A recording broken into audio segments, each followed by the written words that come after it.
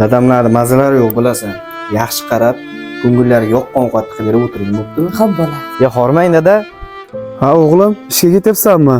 Bir duo qiling, bugun muhim uchrashuvim bor edi. Omadingni bersin. Alloh yuzingni yorug' qilsin. Qizim, bitga bir mastava qilsangiz bo'lardi. Qandaydir bir mastava ichkim kelyapti. Jonimga ham tegib ketdingiz. Siz o'lmadingiz, men qutulmadim. Oilamizga shundoq bosh og'riq bo'ldingiz.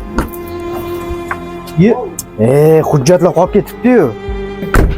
Kechaga ovqat turibdi. O'shani isitib beraman. Sizga yana yangi ovqat qilamanmi? Bo'ldi qizim. Mendan xafa bo'lmang, borini yuraman. Shahnoz, O'g'lim, shoshma, to'xta. dadajon qanday indamayman bu holatni ko'rib? Meni roziligim kerak bo'lsa, kelinga ortiqcha gap gapirma. Nima qilsam ekan? Buni javobini ham bera olmayman. Otamning roziligi kerak. Lekin erkak bo'lib jim ham tura olmayman.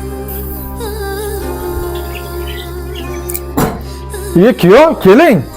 Assalomu alaykum, keldim. O'g'lim, yuring uyga, choy qilamiz. Yo'q dada, ishim zarur, men ketaman. Sizga bir savolim bor. Ha, tinchlikmidi o'g'lim? Mayli. Sizni ayolingiz dadangizni behurmat qilib, o'lib ketsang yaxshi edi desa, nima qilgan bo'lardingiz? Faqat erkakcha javob bering. Ha, o'g'lim, bizdan o'tibdi. Ertaga qizimni jo'natib yuboring. Men o'zim to'g'rilayman xatoyimni. Ama uzr. Dadajon, men keldim. Dadajon, bu nima qilganingiz? Kelin qani? Jim qizim, mahalla kuy eshitmasin. Akangni qulog'iga yetib borib qoladi. Eshitsin mahalla kuy. Ana latta o'g'lingiz qani? Bilsin ana bu latta o'g'lingiz ham xotini nima qilayotganini. Qizim, men akangni baxti uchun chidayapman.